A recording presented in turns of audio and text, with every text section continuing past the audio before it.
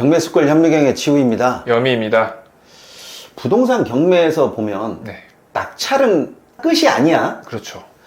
낙찰이 끝이 아니라고 그렇게 이야기를 해도 낙찰 이후에 일어나는 일을 사람들이 굉장히 쉽게 봐. 그렇죠. 그렇게 쉬운 일이 아니거든요.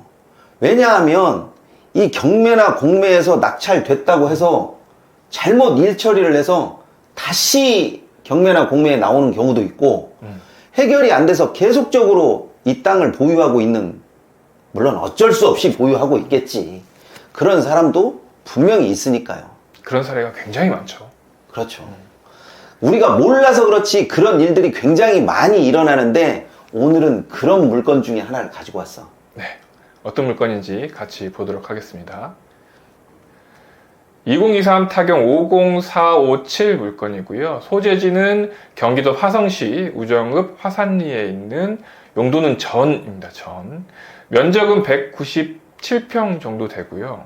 용도가 전인데 여기 제시외 물건이라고 50평이 되는 게 있는데, 여기 사진 보면 본건이라고 이 집 같아요. 이 집이 50평짜리가 지목인 전에 있다는 얘기입니다. 감정가가 1억 6,400 정도이고요. 3번 유찰돼서 5,600까지 떨어지는 상태입니다. 이번에 낙찰이 됐네요. 총 2명 입찰해서 7,200 정도로 낙찰이 됐습니다. 나는 좀 저게 불안해.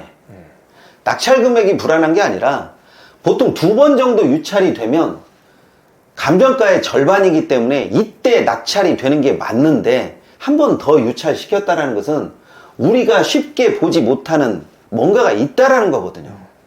그런데 이 뭔가를 되게 쉽게 생각하는 사람이 있고 이것을 너무나 어렵게 생각하는 사람도 있는데, 상황에 따라 틀리죠. 이것을 또 어떤 식으로 보고 어떤 식으로 처리해 나갈 것인가, 그것을 생각하는 사람과 아, 어렵구나, 저것은 처리가 안 되는 물건이구나, 이렇게 보는 분들하고는 좀 다른 생각을 가질 수밖에 없는 거죠. 자, 이 물건 같은 경우에는 건축물 대장상 타인 소유의 미등기 건물이 소재하고, 이 건물로 인해서 법정 지상권 성립 여부가 문제가 될 수 있다는 거죠. 그렇지.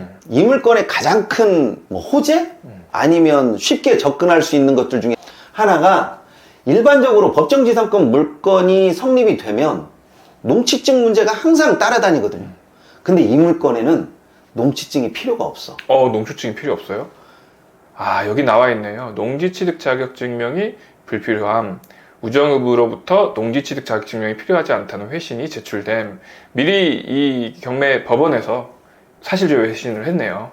그러니까 현황 위치로만 보면 농취증이 필요한데 실질적으로는 농취증이 필요하지 않다라고 하는 회신이 왔기 때문에, 농취증이 필요하지 않다라고 하면 접근이 쉽잖아. 그렇죠. 그러면 일반적으로 많은 사람들이 입찰을 해야 되는 게 맞는데 왜 이렇게 가격이 떨어질 때까지 쉽게 접근을 못했을까?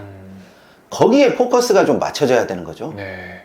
아, 그러고 보니까 이 토지의 낙찰자가 주식회사 땡땡땡이었거든요. 법인이죠. 네, 법인이 낙찰을 받았는데 보통 법인은 농지를 취득하지 못하거든요.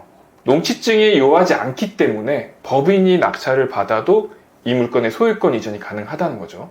임차인 현황을 보니까 여기 서땡땡 씨가 1988년에 전입을 해서 지금 주거를 하고 있는 것으로 보이고요. 뭐 확정이나 배당 신청은 없었습니다. 여기 보시면 배당액과 인수액도 없다고 나와 있고요.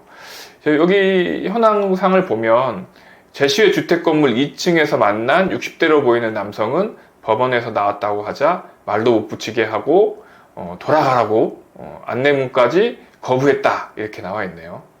이런 문구가 있어서 입찰하는 사람 입장에서는 되게 부담스러운 거잖아요. 그렇기 때문에 저렇게 많이 유찰된 게 아닐까요? 그렇지. 비고란에 저렇게 자세하게 이야기 써져 있는 거 굉장히 오래간만인 것 같아요. 그렇죠. 흔치 않죠. 이런 것들이 사실 가격을 떨어뜨리게 하는 요인이라는 거죠. 저분이 적어도 2번 이상 떨어뜨리게 하는데 혁혁한 공을 세운 거지. 그렇죠. 자, 그리고 여기 등기부를 보니까 소유권 이전이 2020년에 진행이 됐는데, 이때 이 전 소유자도 경매 취득으로 소유권 이전을 했다는 뜻이고요. 이것을 한번 좀 참참히 볼 필요가 있는데, 경매로 취득했던 물건을 다시 경매로 내놓는다라는 것은 경매에 대한 절차라든지 이런 부분을 잘 안다는 이야기야. 그렇죠. 그러면 다시 경매로 나왔다라고 하는 것은 이 물건이 제대로 처리가 안 됐기 때문에 작업 경매를 쳤다라는 이야기야. 그렇죠. 그러면 이 물건에 전 사건이 있을 거 아니에요. 그렇지. 그걸 한번 볼까요? 2019 타경 506274 공유물 분할을 위한 경매로 진행이 됐었군요. 2019년에 진행을 했고 2020년에 낙찰이 됐네요. 이때 법인에서 단독으로 9,200에 낙찰을 받았습니다. 우리가 법인으로 낙찰을 받으면 뭔가 대단하게 일이 빨리빨리 진행될 수 있을 거라고 생각을 하는데 실질적으로는 그렇게 되지 않아요. 법인도 어떤 법이냐에 따라서 다른데 내가 알아본 바로는 저기가 부동산 법인인데 부동산 법인일수록 의외로 일을 미루는 경향도 많고 실질적으로 이 물건이 공유물 분할을 위한 경매다 보니까 저기에 살고 있는 임차인이 공유자일 확률이 굉장히 높아. 공유자가 쉽게 나갈 수 있을 거라고 보십니까? 쉽게 안 나가지. 그러다 보니까 이 일은 계속적으로 늘어지고 누가 처리할 사람은 없고 정 안 되겠다. 다시 한번 경매로 날리자 해가지고 이 물건이 나온 것 같습니다. 그러면 이때 9,200의 낙찰을 받아서 작업 경매를 한 거잖아요. 그렇지. 근데 이번 낙찰가가 7,200만 원 낙찰됐으니까 2천만 원 손해봤네요. 손해를 본 것도 있지만 저 7,200에 낙찰된 사람은 9,200에 낙찰된 사람보다는 자신은 더 나을 거라고 생각했단 말이야. 더 싸게 샀다 이렇게 생각하는 거죠. 근데 저는 그렇게 보지 않습니다. 7,200에 낙찰받은 사람이 잘 처리할 수 있다라고 생각했으면 9,200만 원에 낙찰받은 사람은 얼마나 더 잘 처리했을까. 그만큼 쉽지 않은 일이라는 거죠. 사진을 보시면 지금 토지 위에 이 2층짜리 건물이 있거든요. 아까 57평 정도 되는 이 건물이 있는데 법정지상권이 성립하면 지료를 받으면서 버틸 수 있는 거고 법정지상권이 성립하지 않으면 건물 철거를 시켜야 되는 일인데 이렇게 큰 건물을 철거시키기는 사실 쉽지 않거든요. 그런데 철거 소송을 할 수밖에 없는 쪽으로 가. 그런데 이 철거 소송이 쉽지는 않아요. 실질적으로 저쪽을 임장 갔다 온 사람 이야기를 들어보면 저기에서 개를 한 7, 8마리를 길러서 쉽게 접근을 못하게끔 막았다라고 하는데 지금 이 상황에서는 낙찰자가 저분하고 만나서 어떻게 좋게 협상한다라는 것은 말이 안 되는 이야기고 어찌됐건 소송으로 갈 확률이 거의 90% 이상이지. 그렇죠.